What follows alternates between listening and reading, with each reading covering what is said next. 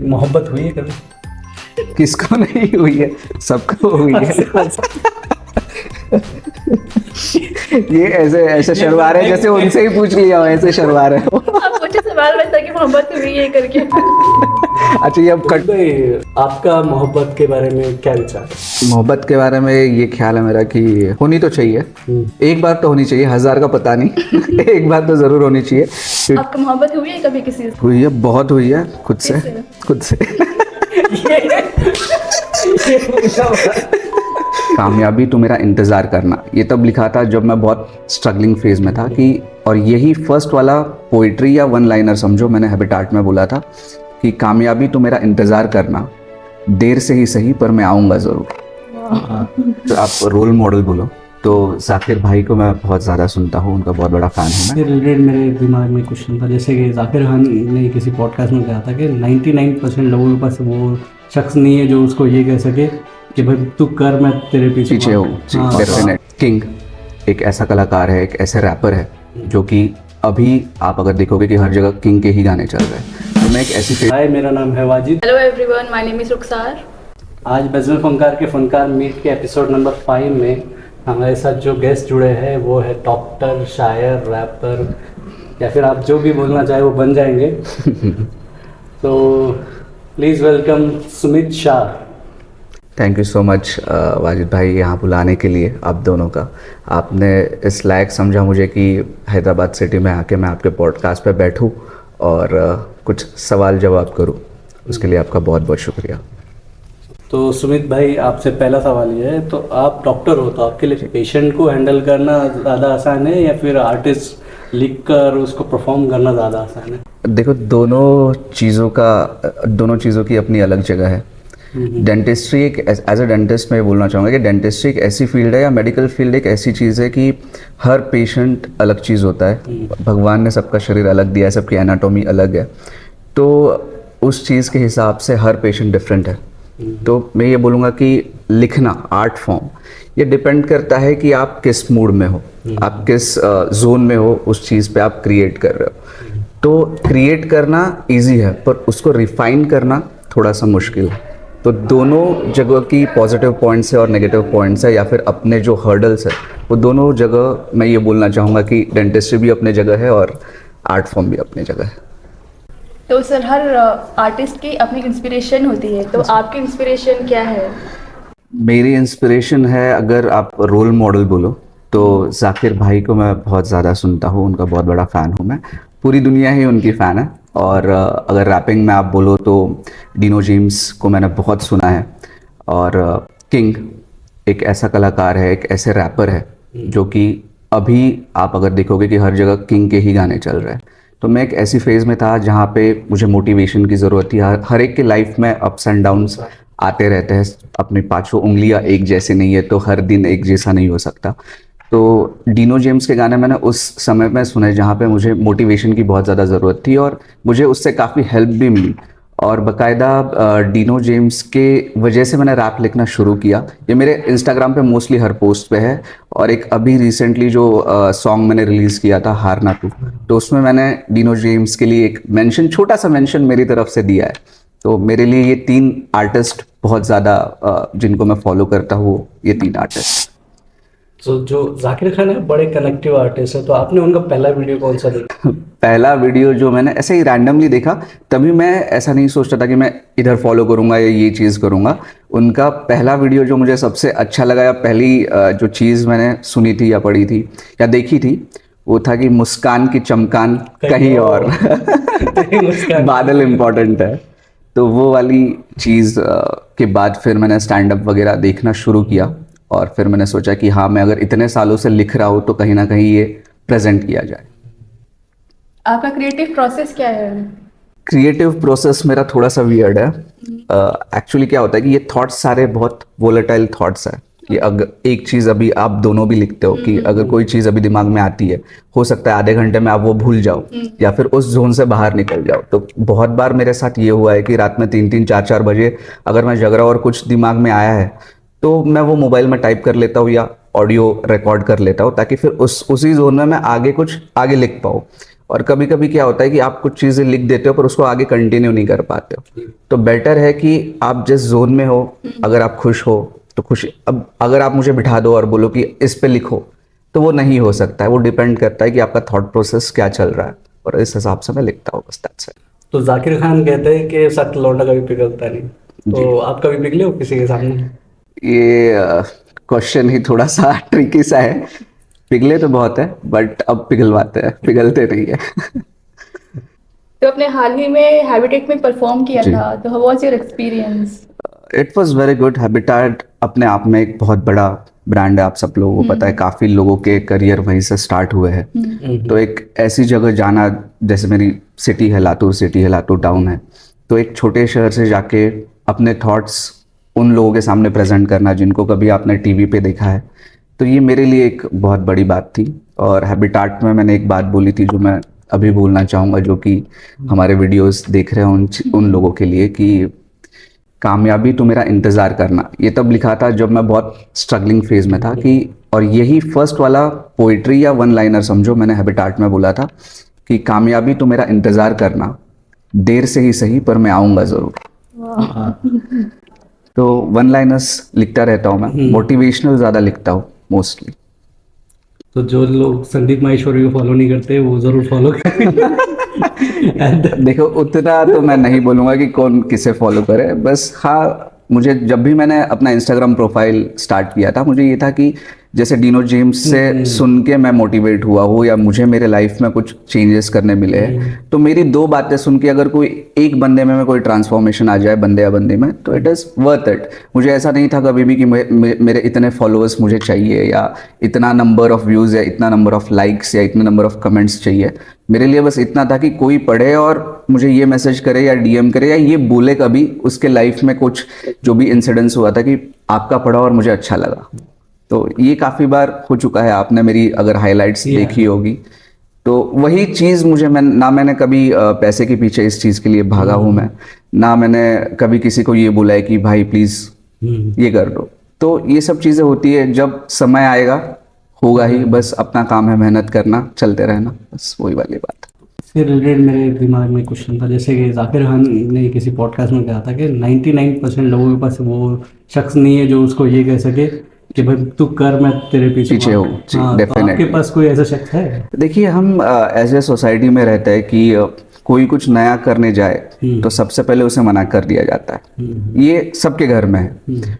और मैं लकी हूँ इस चीज़ के मामले में कि मेरे पास कुछ फ्रेंड्स इतने अच्छे हैं कि तू कर, देखा जाएगा, जो होगा हम लोग खड़े हैं, होगा। चाहे वो प्रोफेशनल चीज़ें हो, चाहे जैसे अब मेरे घर में जीजू हो या मम्मी पापा हो या मेरी दीदी हो और मेरे फ्रेंड्स हो, तो उन लोगों ने इतना सपोर्ट किया है मुझे हर चीज़ में। इनिशियली ऑब्वियसली यार कि वो जनरेशन गैप होता है, थोड़ा सा होता ही है, एंड बीइंग अ डॉक्टर तुम ये सब कर रहे हो, तो ये कहाँ आप डेंटिस्ट छोड़ के किसी और लाइन में जा रहे हो, तो थोड़ा सा प्रॉब्लमेटिक होता है। बट हाँ, मेरे लाइफ में कुछ ऐसे लोग हैं कि जो मुझे हर चीज़ के लिए सपोर्ट करते हैं, आंख बंद करके कि तूने ये किया है, अच्छा ही होगा, तू कर, हम लोग खड़े हैं, और नहीं हुआ तो क्या हुआ, बुरा एक्सपीरियंस होगा जिससे आप सीखोगे, वो वाली बात। आपने पोइट्री करना कब से स्टार्ट किया था? मैं लिखना तो बहुत पहले से ही शुरू किया था मैंने। एक्चुअली जब मैं कॉलेज में था तभी एक डेली डायरी नहीं होती है, तो वो ऑन एंड ऑफ में लिखता था कि कुछ हुआ कुछ नहीं हुआ। तो फिर कुछ लाइफ में ऐसी चीज़ें हुई जिसमें मुझे लगा कि मुझे थोड़ा सा मेरी चीज़ें और चेंज करनी चाहिए। तो मेरे एक फ्रेंड है ध्वनित ठाकुर, तो मैंने कुछ लिखी हुई चीज़ें अपनी मैंने उनको सुनाई, तो उन्होंने बोला कि वो गुजरात में है और he is very good friend of mind. वो इंस्टाग्राम वगैरह इन सब चीज़ों पे नहीं है, बट उन्होंने बोला कि start posting all this things, this are very good. और उसके लाइफ में भी कुछ ऐसी चीज़ें हो रही थी, तो उनको पसंद आया, तो फिर मैंने फिर वही चीज़ें और लोगों को फॉरवर्ड करी, और फिर उस तरह से फिर I started writing and presenting it everywhere where I could. And मैं जिस सिटी में रहता हूँ वहाँ पे ये ओपन माइक होना या कहीं पे परफॉर्म करना, stand up comedy, stand up poetry, ये थोड़ा सा बहुत दूर की बात है। तो इसीलिए मैं मोस्टली सैटरडे संडे हो या महीने में एक आधा संडे हो, मैं ट्रैवल करके कोशिश करता हूँ कि मैंने जो भी लिखा है मैं वो प्रेजेंट करूँ। और आप दोनों भी लिखते हो, कभी कभी क्या होता है कि हमें लगता है कि हमने बहुत अच्छा लिखा है, बट आप उस चीज़ के सही जज नहीं हो। जब आप उसको प्रेजेंट करते हो और पब्लिक सामने से जब रिएक्शन देती है, that is the result that you are getting. ये सही बात है। तो आप बाकी सारे सिटी में घूमे हो, तो कौन सी सिटी में एक वाइब है कि भाई कि यहाँ पर पोइट्री अच्छा है और यहाँ का सिस्टम अच्छा है? देखो, ये पॉलिटिकली करेक्ट आंसर तो मैं इस चीज़ का नहीं दे पाऊंगा, पर ये मैं पर्सनल एक्सपीरियंस से मैं आपको बताता हूँ कि फर्स्ट मेरा जो ओपन माइक मैंने जो किया था वो मैंने गुजरात में किया था, सूरत में किया था। तो ऑब्वियसली गुजरात मुझे बहुत अच्छा लगा क्योंकि मैं बहुत फूडी हूँ, तो उस वजह से। और मुंबई ने मुझे हमेशा बहुत ज़्यादा प्यार दिया है, हैदराबाद ने मुझे बहुत ज़्यादा प्यार दिया है, दिल्ली, मेरा एजुकेशन मुरादाबाद में हो चुका है, दिल्ली में 8 साल रह चुका हूँ। तो इन 3-4 शहरों से मुझे इतना ज़्यादा लगाव है, तो मैं किसी एक की बुराई और किसी एक की अच्छाई नहीं बता सकता हूँ। सारे शहरों ने मुझे बहुत ज़्यादा प्यार दिया। ये तो बात बात होगी। तो हर आर्टिस्ट अपना स्किल जो है डेवलप करता जी। है, तो आप किस तरह से आपके स्किल्स डेवलप करते हो? कोई भी स्किल डेवलप करने के लिए आपको लिटरेचर का पता होना बहुत ज़्यादा ज़रूरी है, चाहे वो डेंटिस्ट्री हो, चाहे वो किसी और एंकरिंग हो। तो आपको पता होना चाहिए रेफरेंसेस, आपको पता होना चाहिए कि आपके पहले लोगों ने क्या लिखा है।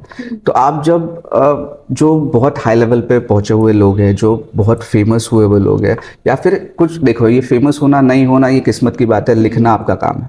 तो आप जब एक कोई वर्क पढ़ते हो तो कभी कभी क्या होता है कि उसमें से कुछ आपको मिलता है। तो मेरा वर्क प्रोसेस ये है कि अगर मैं कुछ चीज़ पढ़ रहा हूँ कि मैं ये नहीं कोशिश करता हूँ कि मैं उसको कॉपी करूँ, पर मैं ये सोचता हूँ कि अगर इनका ये थॉट प्रोसेस है और मैं अगर इसी चीज़ को मैं सोचूंगा तो कैसे सोचूंगा, then I write it down, ऐसा। तो सुमित भाई, जैसे कि डेनो जेम्स का मैंने कहीं पर पढ़ा था कि उन्होंने रैप को अचानक से ढूंढा। उन्होंने जी। कहीं पर पहले रैप सुना नहीं था, जी, अचानक जी, से जी, रैप सुना, जी। उनको लगा कि मैं लिख लिख दूंगा, हाँ। तो फिर ऐसे ही कहीं आपके साथ हुआ है या फिर कुछ और process है? नहीं नहीं, बिल्कुल मेरे साथ ये हुआ है। मैं आपको मेरे फर्स्ट रैप की रिकॉर्डिंग स्टोरी आपको बताता हूँ कि मैंने पहले लिखना शुरू किया, परफॉर्म करना शुरू किया पोइट्री, फिर मैंने रैप्स ऑब्वियसली मैंने सुने ही थे, तो मैंने सोचा कि क्यों ना मैं एक ट्राई कर लेता हूँ इस चीज़ पे। तो मैंने लिखा मोटिवेशनल रैप, जो फर्स्ट सॉन्ग है जाग। और थ्रू एंड थ्रू कॉन्टैक्ट्स मैंने बहुत अच्छे एक कंपोजर है जो बीट्स बनाते हैं, DRJ सोहेल उनका नाम है। मैंने अपना कंटेंट उन्हें भेजा, मैंने उन्हें DM किया कि रैप हो सकता है क्या इस पर, क्योंकि मुझे आइडिया ही नहीं था कि क्या स्केल है, 90 BPM क्या होता है और कैसे बास अरेंज होते हैं, या क्या हुक होता है, या किस हिसाब से आपको करना है। तो उन्होंने कंटेंट पढ़ा, उन्होंने बोला हो जाएगा। तो उन्होंने फिर मुझे भेजा कि ये वाला बीट है, आप इस पे प्रैक्टिस करो, जो भी आपसे होता है, फिर अगर कुछ इम्प्रॉम्प्टू चेंजेस करना है तो हम लोग कर लेंगे। तो वो सब प्रोसेस हुआ और उन्होंने बोला अब मुंबई आ जाओ, रिकॉर्ड कर लेते हैं। तो DRJ भाई सॉरी मैं ये बोल रहा हूँ तो उन्होंने मुझे बुलाया और मैं गया मुंबई और रहा वहाँ पे। सुबह का टाइम था, 11 बजे का रिकॉर्डिंग का। उनका 10:30 बजे कॉल आया कि अभी मत आओ, रिकॉर्डिंग नहीं हो पाएगी। तो ऐसे दिल में वो हो गया, मैं बोला आज रिकॉर्डिंग नहीं हो पाएगी कि हो ही नहीं पाएगी। उन्होंने बोला 2 बजे कॉल करना।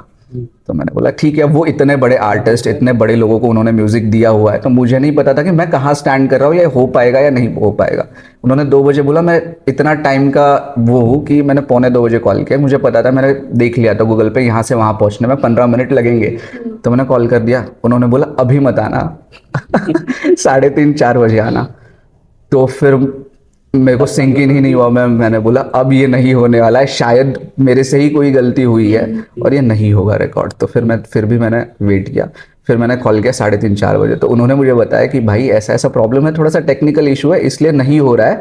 आप अगर चाहते हो तो आप आ जाओ, हम कर लेंगे। जैसे उन्होंने आ जाओ बोला, मैंने बोला अरे भाई अब हो रहा है रिकॉर्ड। मतलब वो रॉकस्टार वाला सीन नहीं हुआ तो आपके नहीं वो तो भाई शहर में ये वाली चीजें होना बड़ा मुश्किल है। आपने देखा रॉकस्टार में एक सीन होता है कि भाई ये वो लोग मतलब रिकॉर्डिंग के लिए बुलाते हैं उसको, जी, फिर जी। उसको बोलते हैं कि भाई ये ठीक से नहीं ठीक नहीं गा रहा वो वाला तो नहीं हुआ, क्योंकि उतने सपोर्टिव वो थे मेरे टूवर्ड्स। और I am really grateful for him कि उनकी वजह से मेरा एक और जर्नी, जो पोएट्री का जर्नी था, वो रैप में कन्वर्ट हुआ। और उसके बाद फिर मैंने लगातार उस पर काम किया।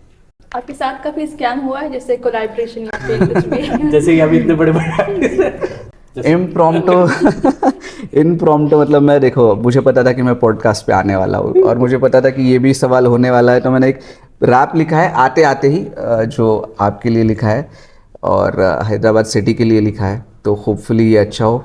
मुझे पता नहीं है कितना अच्छा साउंड करेगा इस पे विदाउट एनी म्यूज़िक।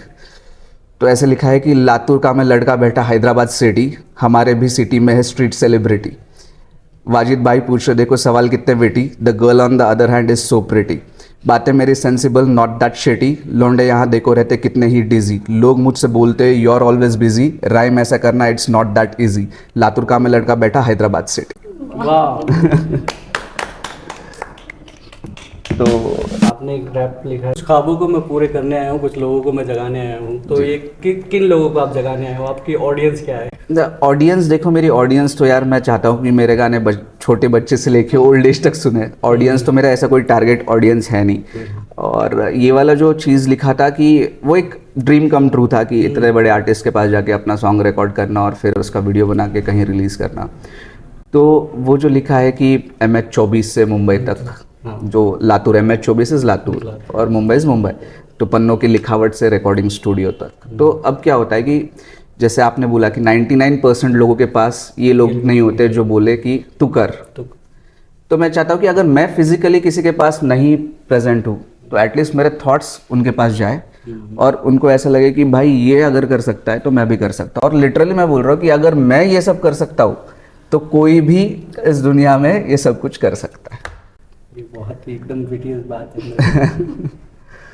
लोग नहीं समझते, लोग समझते कॉपी हो जाएगा, ये हो जाएगा, चल जाएंगे, छोड़ देंगे। नहीं होने दो ना कॉपी, कितना कॉपी कर लेंगे, आपका कंटेंट कॉपी कर लेंगे, आपका दिमाग थोड़ी कॉपी कर लेंगे। सीधी बात है ना।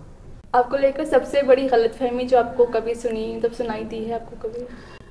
या देखो, मैं ऐसा इंसान हूँ कि अगर मैं किसी के लिए टूवर्ड्स इंक्लाइंड हूँ तो अगर मैं पुट इन करता हूँ तो 100% इन्वेस्टमेंट है, वरना ज़ीरो इन्वेस्टमेंट है। तो लोगों को ऐसा लगता है कि रूड भी है, लोगों को ऐसा लगता है कि सबके साथ मिलता जुलता नहीं है, लोगों को ऐसे भी लगता है कि शायद इसमें बहुत ज़्यादा घमंड आ गया है कुछ चीज़ों का। बट ऐसी बातें नहीं है। वो होता है ना कि आप एक वाइब और एक फ्रीक्वेंसी के लोगों के साथ ही आप मैच कर पाते हो। तो मेरा फ्रेंड सर्कल जितना है उनको पता है कि मैं कैसा बंदा हूँ और मैं किस लेवल तक किस चीज़ की बातें कर सकता हूँ। तो at the end of the day यार, ये अगेन एक विशियस साइकिल है। लोग क्या बोलते हैं उस पर क्यों सोचना है, आपको जो करना है आप करो। मेरे लिए भी काफ़ी चीज़ें लाइफ में बोली गई है और फैलाई गई है, हमने सुनी बैठ के और उसका बनाया आर्ट। ये तो मेरे को एक रैप याद है, इमेज कट करके तूने मेरा एक मीम बना दिया। मेहनत करके तेरे भाई ने पूरा ड्रीम बना दिया, डिवाइन। ऐसा क्यों होता है यार? बट जब भी कोई आर्टिस्ट होता है, जब भी कोई आदमी फेमस होता है तो लोग कहते हैं कि यार इसके अंदर तो जरूर घमंड होगा। क्योंकि वो लोग आपसे पर्सनली मिले नहीं होते हैं, वो लोग आपको पर्सनल लेवल पे जानते नहीं हैं। और ज़रूरी नहीं है कि आपको हर कोई पर्सनल लेवल पे जाने, उतना स्पेस आपको हर कोई किसी को देना भी नहीं चाहिए। चुनिंदा लोग हो, अच्छे हो और वो ज़िंदगी भर साथ है, बस इतने लोग होने चाहिए आपके पास।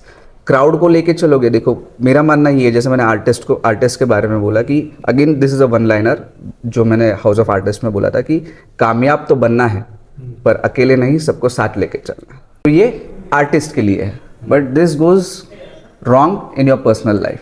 हर एक को हर एक चीज़ बतानी ज़रूरी नहीं है। आपकी लाइफ का कोई इंटरेस्टिंग इंसिडेंट जो आप शेयर करना चाहेंगे हमारे साथ?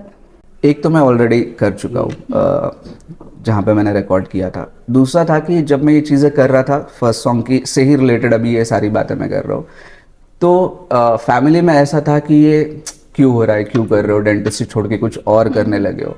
तो जब फर्स्ट सॉन्ग रिलीज हुआ and it reached up to first song को 15-16,000 के व्यूज़ यूट्यूब पे मिलना without zero amount of investment of promotions, वो बहुत बड़ी बात है। तो सॉन्ग आया तब इतनी तारीफ नहीं हुई, बट जब रिलेटिव्स ने कॉल करके घर वालों को बोला कि सॉन्ग बहुत अच्छा है, या पापा को रिव्यूज़ मिले या मम्मी को उसके रिव्यूज़ मिले, तो फिर उनका रेस्पॉन्स था वो अलग था। तो वो थोड़ा सा स्ट्रगल होता ही है, जनरेशन गैप होता ही है कि कुछ आप आउट ऑफ द वे करने जा रहे हो। तो ऐसा भी नहीं है कि देखो क्या होता है कि किसी ने ये बात बोली थी, वो मैं भूल चुका हूँ, किसी ने बोली थी कि आप अगर सब्जी खरीदने जाओ तो पोइट्री बोल के सब्जी नहीं खरीद सकते, उसके लिए पैसे ही देने पड़ते हैं। तो ऐसा नहीं है कि आप पोइट्री आपको पैसा नहीं देगी, पर वो थोड़ा सा टाइम लगेगा, ये बात है। तो तब तक आपका घर चलना चाहिए, तो उसके लिए आपको वो अलग मेहनत करनी पड़ेगी। तो उसीलिए मेरे दोनों स्ट्रगल चल रहे हैं। आपको कोई बेस्ट कॉम्प्लीमेंट मिला है कभी? Best compliment? और क्या मिला है? कॉम्प्लीमेंट यही अब के टाइम में मैं कॉम्प्लीमेंट यही बोलूँगा कि आप बहुत अच्छा लिखते हो। ये कॉम्प्लीमेंट मिलना एक बहुत बड़ी बात है जब कोई अननोन पर्सन आपसे आपके लाइन से रिलेट कर रहा है जी। और आपको डीएम करके बोल रहा है कि यार आपने मेरे दिल की बात बोल दी। तो ये मेरे लिए बहुत बड़ा कॉम्प्लीमेंट है कि आप किसी से कनेक्ट हो रहे हो। अगर आप ऑडियंस से कनेक्ट हो रहे हो तो मतलब आप कुछ तो अच्छा कर ही रहे हो, वो वाली बात।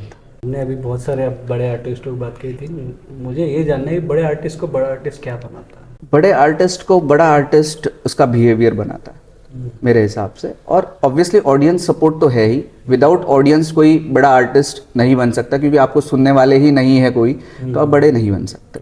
बट उस स्टेज पे जाके आप जिस तरह से बिहेव करते हो अपने फ्रेंड्स के साथ, अपने फैमिली के साथ, अपने फॉलोअर्स के साथ, अपने फैंस के साथ, दैट इज़ वेरी इंपॉर्टेंट।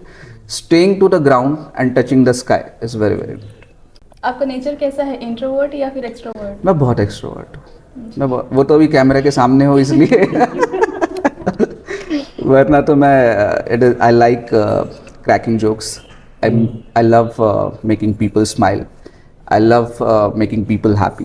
तो कोई जोक सुनाइए ना आपका। वो कैमरे पे सुनाने लायक नहीं है। अच्छा, मैंने तो काफ़ी सारे आर्टिस्टों को ऑब्जर्व किया, उन्होंने एक बार कहीं ना कहीं बोल देते हैं कि हमको भी कभी कभी सेल्फ डाउट आता है और हमारा भी क्रिएटिव ब्लॉक होता है। तो ये होता ही क्यों है भाई? एज अ डॉक्टर आपको क्या लगता है? क्रिएटिव ब्लॉक तब होता है जब आप कंसिस्टेंटली काम नहीं करते। अभी अगर जैसे आपने डेंटिस्ट की या डॉक्टर की बात की, अगर मैं साल भर पेशेंट नहीं करूँगा और फिर साल भर बाद किसी पेशेंट को छूँगा तो ऑब्वियसली मेरा कॉन्फिडेंस लेवल ज़ीरो है। आप साल भर कार चलाओगे नहीं या फिर बाइक नहीं चलाओगे और एकदम से आपको भीड़ में कार दे दी जाए तो ऑब्वियसली आपका कॉन्फिडेंस लेवल लो जाएगा। तो to remove that creative block you have to be very consistent, you have to be very true to yourself. अगर आपको करना है तो फिर करना है, फिर there is no ifs and buts, parts में नहीं हो सकता। वो करना है तो एनी हाउ करना ही पड़ेगा आपको। आपको कौन सी चीज़ लाइफ में प्रेरित या भावुक करती है? मैं एक बहुत इमोशनल इंसान हूँ, बहुत इमोशनल इंसान हूँ, और प्रेरित तो जिन चीज़ों का स्ट्रगल मैंने देखा है या फिर जो लोग ज़ीरो से विदाउट एनी गॉड फादर इतने बड़े बने हैं, वो चीज़ें मुझे किसी की स्टोरीज सुनना, लोगों से नए बातें करना, नए फ्रेंड्स बनाना, उनकी जर्नी जानना, उनसे सीखना, चाहे वो आपका जूनियर हो या चाहे वो आपका सीनियर हो, चाहे वो आपके बैचमेट्स हो। हर बंदे की अपनी एक लाइफ स्टोरी है, हर बंदे का अपना एक स्ट्रगल है जो आपको अगर इमिट कर रहा है वो चीज़ है, एब्जॉर्ब करना है नहीं करना है वो आपके ऊपर। तो मुझे लाइफ जर्नीज़ के बारे में सुनना, स्ट्रगल सुनना बहुत मोटिवेट करता है कि अगर वो कर सकते हैं तो हम भी कर सकते हैं। अच्छा, आजकल जेंजी वाला प्रॉब्लम चल रहा है कि fair of missing out, FOMO चल रहा है भाई, और अगर सोशल मीडिया पर कुछ देर पोस्ट नहीं करते हो तो लोग कहते हैं यार फोमो। ऑब्वियसली अभी ये सोशल मीडिया अब एक अलग डायरेक्शन में जा रहा है मेरे हिसाब से। हर कोई फिल्टर्ड फोटो पोस्ट कर रहा है, हर कोई फेक सक्सेस पोस्ट कर रहा है, फेलियर्स कोई नहीं पोस्ट कर रहा है कि मैंने आज ये किया, ये सक्सेसफुल नहीं हुआ तो आप ये लोग मत करो, ये कोई नहीं करेगा। तो fear of missing out is something कि आज वाजिद भाई ने कुछ प्रोग्राम अटेंड कर लिया, उन्होंने पोस्ट किया शिट मैं नहीं गया यहीं रह के, तो ये थोड़ा सा प्रॉब्लमेटिक हो जाता है इन लॉन्ग टर्म, क्योंकि आप हर जगह हर टाइम नहीं हो सकते, पहली बात। दूसरी बात, आपका टाइम जब आएगा आपको वो मिलेगा, किसी और का टाइम चल रहा है वो उसको मिल रहा है। तो fear of missing out is for me it is nothing. अगर इससे निकलना कैसे निकलेंगे? निकलना, देखो यार, विल पावर स्ट्रांग होना ज़रूरी है। It is as good as आपको टबैको की हैबिट है और आपको क्विट करना है, तो अगर 4 लोग बोलेंगे तो वो नहीं होगा। जब तक आपकी खुद की विल पावर स्ट्रांग नहीं है तो नहीं होने वाला है किसी भी चीज़ के लिए। आपकी लाइफ का सबसे बड़ा जुनून क्या है? कुछ करना है, यही सबसे बड़ा जुनून है। माँ बाप का नाम रोशन करना है कि अब तक आपके पिता के नाम से, आपके माता के नाम से आपको जाना गया है, तो एक दिन ऐसा है कि आपके नाम से आपके मम्मी पापा को, आपके फैमिली को जाना जाए। जो नई जनरेशन है उनके लिए सोशल मीडिया पे ग्रो होना एक बड़ी बात है जी। तो सोशल मीडिया पे ग्रो होने के लिए क्या चाहिए और क्या नहीं चाहिए? सोशल मीडिया पे ग्रो करने के लिए चाहिए कंसिस्टेंसी। ऑब्वियसली ये सब एल्गोरिथम पे बेस्ड है, तो एक आधी वीडियो आपकी अगर वायरल होती है तो फिर आगे के वीडियोस की और वायरल होने के चांसेस बढ़ जाते हैं। Consistency is most important. और अगर आज की जनरेशन ये चाह रही है कि वो सोशल मीडिया पे ग्रो करे तो उसमें बुरी बात भी नहीं है, क्योंकि हमारी जो पुरानी जनरेशन थी उनके पास एंड्रॉयड फ़ोन्स नहीं थे, वो नोकिया वाले फ़ोन्स थे। अब वो उनके टाइम पे नहीं था, वो हम कुछ नहीं कर सकते। अब हमारे टाइम पे अगर है कुछ तो हम उसको यूटिलाइज करना चाहिए एक चीज़ के लिए। बट इस चीज़ के बीच में अब दूसरा प्रॉब्लम क्या हो रहा है कि we are getting away from education, but which is wrong again. So you educate yourself, side by side you can do that things. अब आपने कितनी बार दोनों ने इंस्टाग्राम पे ऐसे देखा है कि जो अच्छे कंटेंट वाली वीडियो है उस पर बस 500 लाइक्स है, और फालतू एक रील जो वायरल हुई है उस पर 50,000 लाइक्स है। तो that what's hurts me the most कि एक आर्टिस्ट इतनी मेहनत करता है किसी चीज़ के लिए बट वो नहीं हो पाता। पर आज की दुनिया ही ऐसी है, तो अगर उसी चीज़ को प्रोपैगेट करना है तो कंसिस्टेंसी रखनी पड़ेगी, लिंक्स रखने पड़ेंगे, प्रमोशंस रखने पड़ेंगे। आपके जीवन का सबसे बड़ा सबक क्या था? सबक यही बोलूँगा मैं, जो मैं सीखा हूँ अपने लाइफ से, अपने से ज़्यादा और अपने माँ बाप से ज़्यादा किसी को ऊपर ना रखे। तो अभी कंट्रोवर्सी चल रही है, आप और मैं महाराष्ट्र से है, तो जी। एक परभणीकर लातूरकर एक बात करेंगे कि मुंबई में जो हो रहा है आईपीएल अभी, जी। तो हार्दिक पांड्या को कैप्टन बना है और अपनी पब्लिक जाके वहाँ पर मुंबई इंडियंस को ट्रोल कर रही है। तो ये देखिए, हर एक का अपना एक फेवरेट प्लेयर होता है और हर एक का अपना एक थिंकिंग प्रोसेस होता है। बट ये वही बात है कि अगर एक कैप्टनसी दूसरे को दी जाए तो इट इज़ टीम मैनेजमेंट एक दूसरा, और इसमें ट्रोल करने की कोई बात ही नहीं। हाँ ठीक है, आपका लॉयल फैन बेस है, लॉयल है, बट अगर कोई किसी को कैप्टनसी दी गई है तो कुछ सोच समझ के दी गई है। वो आज उस चेयर पे या उस पोजीशन पे है तो आपको उसके लिए नहीं है, एटलीस्ट उस पोजीशन के लिए आपको रेस्पेक्ट करना है। That's what I feel. तो आपके फ्यूचर प्रोजेक्ट कुछ बता सकते हो आप? फ्यूचर प्रोजेक्ट तो काफ़ी सारी चीज़ें लाइंड अप है। एक सॉन्ग, 2 सॉन्ग ऑलरेडी, एक सॉन्ग रिकॉर्ड हो चुका है और दूसरा सॉन्ग अभी बन रहा है जो कि लव सॉन्ग है। एक और मोटिवेशनल सॉन्ग बन चुका है जिसका शूट होना बाकी है। सॉन्ग रिकॉर्ड होके काफ़ी टाइम हो गया है। और आगे हम एक स्टैंड अप शो कर रहे हैं लातूर में, जिसमें we are inviting Rajat Sood and उसके अलावा और 2 कलाकार हैं जो आपको शायद पता है। एक हैदराबाद से ही है, प्रवीण, उनको हम बुला रहे हैं, और आकाश त्रिपाठी एक सिंगर है जो कि लखनऊ से है पर अभी बेस्ड है बैंगलोर में, पहले वो हैदराबाद में थे। ये दोनों दोस्त मुझे यहीं मिले हैं। तो जैसे मैंने बोला कि एक आर्टिस्ट ही आर्टिस्ट का सपोर्ट कर सकता है। So if I am arranging such a huge show, तो क्यों ना किसी को अगर सपोर्ट कर सकते हम तो बिल्कुल करें। वो मैं तो परफॉर्म कर ही रहा हूँ उसमें, बट इसके अलावा ये दोनों भी परफॉर्म कर रहे हैं। अच्छा, रजत सूद से आप मिले हो तो उनका क्या एटीट्यूड है? मतलब वो तो नहीं विनर यार, है वो भाई, वो ही is a gem of a person. उनसे मेरे को इतनी चीज़ें सीखने को मिली है कि जब मैं फर्स्ट टाइम मैंने हैबिटाट में परफॉर्म किया, वो थे होस्ट।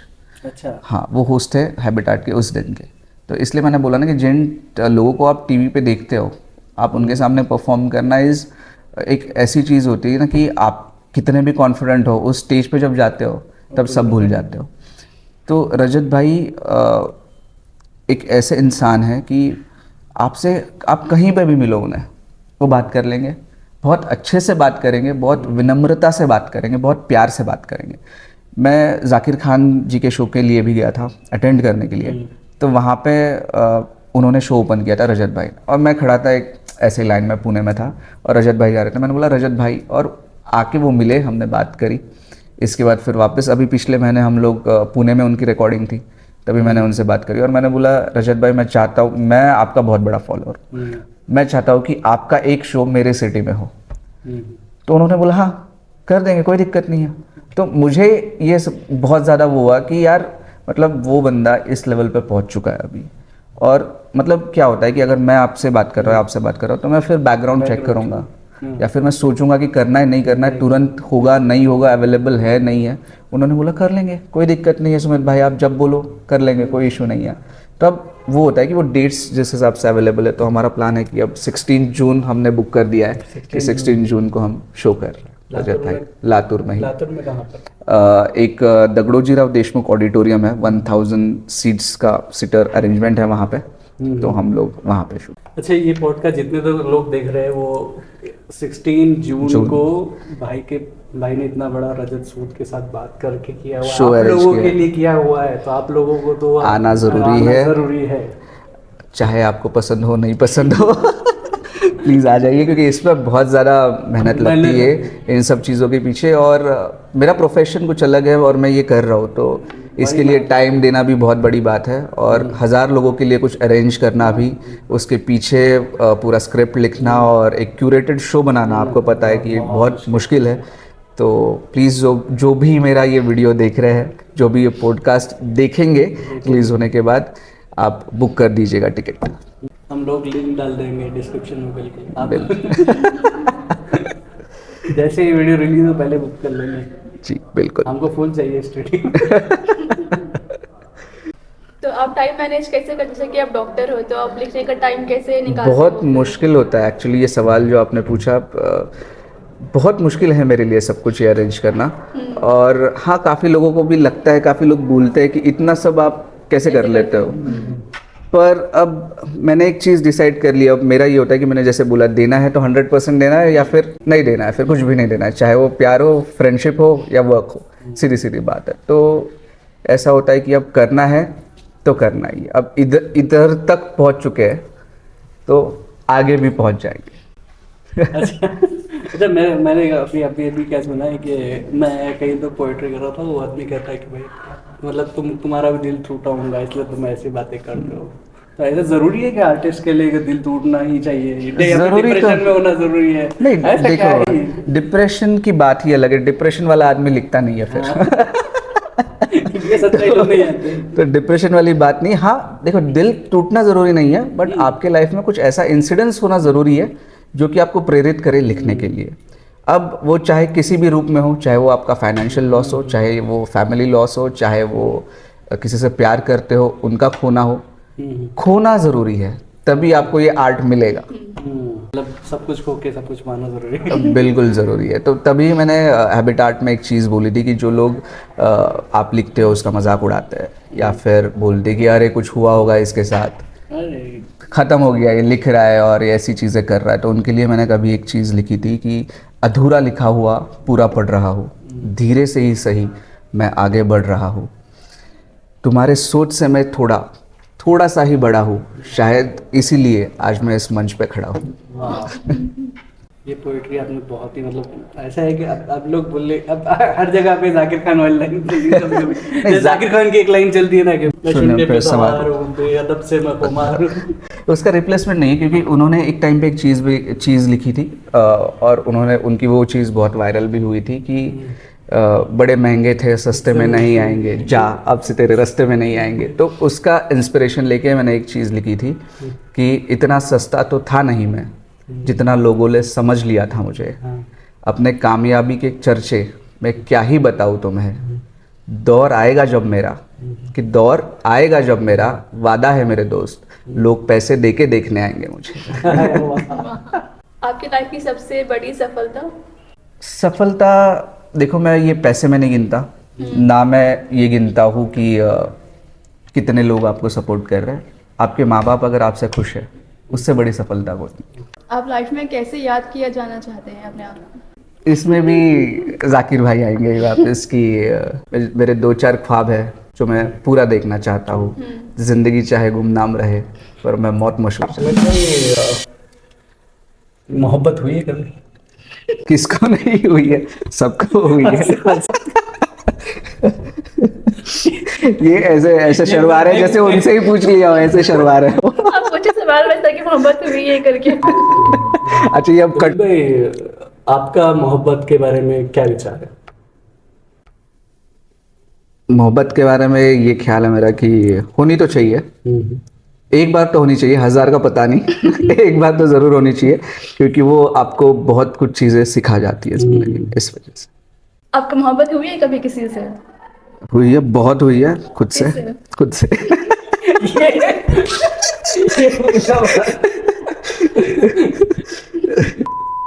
और दोस्ती के बारे में कुछ बताइए आपके, मतलब दोस्ती एक बहुत बड़ा इम्पोर्टेंट पार्ट है किसी के भी लाइफ का, होनी चाहिए। अच्छे दोस्त होना बहुत ज़्यादा ज़रूरी है। सिर्फ हंसी खुशी में साथ रहने वाले दोस्त नहीं, आपके गम में भी साथ दे। आपके घर पे कोई दिक्कत आए तो सबसे पहले दिक्कत के पहले दोस्त पहुंचना चाहिए कि भाई क्या हुआ, सही है सब, नहीं है। चाहे वो फाइनेंशियल सपोर्ट हो, चाहे वो इमोशनल सपोर्ट हो।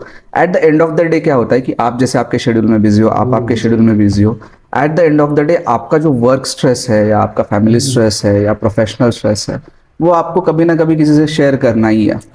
और ये होता है कि कभी कभी आप आपके पेरेंट्स से हर एक चीज नहीं बता सकते क्योंकि वो जनरेशन गैप है, तो आप आपके फ्रेंड से ही बता सकते हो। और आप कितनी भी सीरियस वाली चीज आपके फ्रेंड को बोल दो, वो मजाक में ही ले लेंगे। तो वो सारी चीजें अलग तरीके से बदल जाती है अगर एक फ्रेंड ग्रुप बहुत अच्छा हो, या चलो ग्रुप की भी बात ना करें, एक भी फ्रेंड ऐसा हो कि जिससे आप सब कुछ शेयर कर पाए, तो वो होना बहुत जरूरी है आपके लाइफ में। प्यार होना हो, दोस्ती होनी चाहिए। दोस्ती हुई। अच्छा, दोस्त बड़े कमी नहीं होते हैं। आपके साथ कभी हो कमीनापन किसी ने किया हो? याद है कोई दोस्त? मैं वही बोल रहा हूँ कि दोस्त तो काफी है मेरे, कमीने भी बहुत है, पर कैमरा पे बोलने लायक कमीनापन नहीं है वो, तो इस वजह से। तो जिंदगी के बारे में आपकी क्या राय है, क्या ओपिनियन है आपकी? जिंदगी यार, आप खुद के शर्तों पे, खुद के थॉट प्रोसेस पे जियो, बताने वाले लोग बताएंगे ही। और मेरा ऐसा है नहीं कि मुझे इसकी तरह रहना है या इसकी तरह जीना है या इसकी तरह बनना है। मुझे खुद की तरह बनना है, खुद की तरह जो मैंने सोची है लाइफ। हर कोई किसी की बकेट लिस्ट होती है, हर किसी ने सोचा होता है कि मेरे पास ये हो, मैं ये करूँगा या ऐसा होगा। तो मुझे किसी और के बोलने पे नहीं, मुझे खुद के दिमाग से, खुद के बुनियाद पे मेरी ज़िंदगी जीनी है। लॉस भी हुआ तो इट इज़ माई डिसीजन, फ़ायदा भी हुआ तो it is my decision. Loss भी होता है तो उससे कुछ सीख रहे हैं, और सक्सेस भी मिला तो इतना वो सर पे हावी नहीं होना चाहिए, क्योंकि वो फिर इतना नीचे गिरा देगा कि फिर आप कभी कुछ देख नहीं पाओगे। इसलिए लाइफ का सारी हुई है। हाँ मैं एक बिल्कुल। और सवाल करना चाह रही थी आपसे कि जैसे कि आजकल हो रहा है कि आजकल लोग जो है अपना सक्सेस का लेके इंस्टाग्राम पर अपलोड कर रहे हैं, उसको लेकर बहुत सारे लोग इनसिक्योर होके मतलब ये सोच रहे हैं कि मैं उनसे कम हूँ, मैं उनसे पीछे हूँ। तो वो फीलिंग जो है वो कैसे मतलब निकाल सके अपने अंदर से? देखिए, ये होता है, ये जनरली पहले भी होता था कि बगल वाले ने कार ले ली, हमारे घर कार कब आएगी, बगल वाले ने कुछ और रख लिया, हमारे पास कब आएगा। तो शर्मा जी का ये लड़का। जैसे, हाँ, शर्मा जी का लड़का, वो वाली बात है। तो इन्होंने जैसे बोला कि फियर ऑफ मिसिंग आउट, तो वो बहुत पहले से ही था हमारे सोसाइटी में, जी। पर अब थोड़ा सा ज्यादा ज़्यादा हो गया है और बहुत ज़्यादा वोकल हो गया है ड्यू टू इंटरनेट। ये पहले, बहुत पहले से ही चलता आ रहा जी। है कि उनके लड़के ने इतने चीज़ें कर ली, आप कुछ नहीं कर रहे हो। तो यार, उनका लड़का अलग है, आपका लड़का अलग है, उसके जीन्स अलग है, आपके लड़के के जीन्स अलग है। तो वो अगर जरूरी नहीं कि वो डॉक्टर बन रहा है तो आपका लड़का भी डॉक्टर बने, चाहे वो फिर बिजनेस ही करे, क्या पता उससे ज्यादा पैसे कमा ले, आप उससे अच्छा रख ले। इससे मुझे एक बार जाकिर भाई की एक शो की याद है कि उन्होंने ऐसा बोला था कि मेरे दोस्त आगे बढ़ गए, बहुत आगे बढ़ गए, बट इतना है कि वो 2.5 लाख मंथ का कमाते हैं, मैं 2.5 लाख 1 घंटे का कमाता हूँ। हाँ, तो वही। और मेरे हिसाब से ये बातें तो ठीक ही है, पर दोस्त, जैसे आपने बोला कि देखो, पैसा आज है तो कल नहीं है। मैं लिटरली बोल रहा हूँ क्योंकि ये मैं पर्सनल एक्सपीरियंस से बता रहा हूँ। आज आपके पास पैसा नहीं होगा, आप मेहनत करोगे, कल आएगा। कल आप कुछ गलती करोगे, चाहे वो आपको उसका एक्सपीरियंस नहीं हो या किसी भी तरह का फाइनेंशियल लॉस हो, वो लॉस तो लॉस ही है। तो at the end of the day मेरे लिए पैसे कमाना बहुत बड़ी बात नहीं है, मेरे लिए लोग कमाना बहुत बड़ी बात है। तो रैपिड फायर शुरू करते हैं सुमित भाई। First question is, best rapper कौन है, एमवी बट्टा है और रफ्तार? देखिए, मेरे लिए मेरे बेस्ट रैपर है डिनो जेम्स और किंग। और एमीवे तो बहुत ही अच्छे हैं, रफ्तार भी बहुत ही अच्छे हैं, बट मेरे पर्सनल जो ओपिनियन है वो है किंग और डिनो जेम्स। बेस्ट कॉमेडी कौन, जाकिर खान और अनुभव? विदाउट नो डाउट, इसके आगे जाकिर भाई के नाम के आगे कोई नाम आ ही नहीं सकता। जाकिर भाई। बेस्ट एक्टर सलमान या शाहरुख? मेरे लिए मैं सोचता हूँ कि मैं थोड़े से अलग लीग के एक्टर्स को लाइक करता हूँ। पंकज त्रिपाठी हो गए, अच्छा। नवाजुद्दीन सिद्दीकी हो गए, नसरुद्दीन शाह हो गए, तो ये पंकज त्रिपाठी मुझे बहुत ज्यादा। ओके। बेस्ट मूवी कौन सी है, रॉकस्टार और तमाशा? तमाशा, वो लोगों को समझ में नहीं आई, बट तमाशा, मेरी फेवरेट मूवी। तमाशा ही, तमाशा ने तमाशा कर दिया वाली बात थी। बुक्स या singing? Books. Best actress, Genelia और कैटरीना और दीपिका? जेनेलिया देशमुख, डेफिनेटली। राइटिंग या स्पीकिंग? बोथ। ये कैसे? शायरी या कविता? शायरी। इश्क मोहब्बत या प्यार? सारी चीजें एक ही है। सारी चीजें एक ही है, इश्क, मोहब्बत, प्यार, सारी चीजें एक ही है। बेस्ट वेब सीरीज कौन सी? बेस्ट वेब सीरीज मैं बोलना चाहूंगा, जब हम हॉस्टल में थे तब एक वेब सीरीज आई थी जो मैंने फर्स्ट मेरे लाइफ की वेब सीरीज देखी होगी, वो थी प्रिजन ब्रेक। या वो मैंने पार एक्सीलेंस थी, पार एक्सीलेंस, जो कि अभी भी मैं अगर देखना चाहूँ तो मैं पूरा देख सकता हूँ। अच्छा, वो मुझे बहुत पसंद है क्योंकि दोनों भाई है हाँ, और एक वो है। दूसरे भाई को बचाने के लिए अंदर जाता है। और लास्ट सीजन अलग ही था, वो किधर जा रहा है ईरान में हाँ, बट जो भी था भाई के लिए था। भाई के लिए। तो अगेन इट इज वो प्यार ही है भाई के लिए। आप कोई बुक रिकमेंड करना चाहेंगे हमारी ऑडियंस को? बुक्स देखो, अब मैं ऐसे बुक्स जो पोइट्री के बुक्स है वही पढ़ता हूँ मोस्टली। बट जैसे एक आर्टिस्ट को सपोर्ट करना चाहता है तो मेरे नॉलेज में जो है वो प्रवीण पांडे, उनकी 4 बुक्स है। तो प्लीज़ उनके प्रोफाइल पे जाइए और उनकी बुक्स पढ़िएगा। ये था हमारा वक्त सुमित शाह जी के साथ। अगर आपके कुछ क्वेश्चन हो तो आप कमेंट सेशन में भेजिए कि सुमित शाह जी, उसका अच्छे से आपको जवाब मिल जाएगा। आपको एक पर्सनली इस चीज़ के आपको जो भी Q&A क्वेश्चन डालने हैं वो आप डालिए।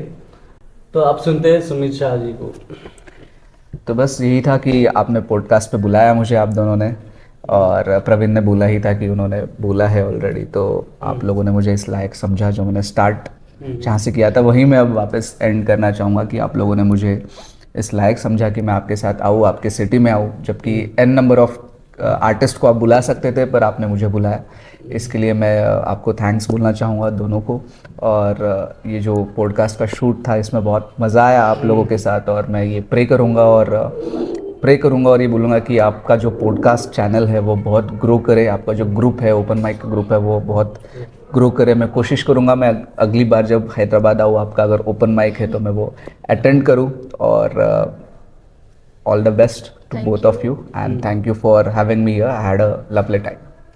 हाँ, तो मैं उम्मीद करती हूँ कि आप सबको हमारा पॉडकास्ट बहुत पसंद आया होगा। और मैं शुक्रिया अदा करना चाहूँगी सुमित शाह जी का, जो इसने आए हैं आज और हमारे साथ में अच्छे से बहुत इंटरेक्ट किया है। Thank you Sumit Shah. और अनाउंसमेंट है कि हमारा ओपन माइक होने वाला है इस मंथ एंडिंग 28 को, तो आप सभी को आना है। तो हमारे चैनल को ज़रूर सब्सक्राइब कीजिएगा और शेयर कीजिएगा अपने फैमिली फ्रेंड्स सभी के साथ, और लाइक ज़रूर कीजिएगा। Thank you so much.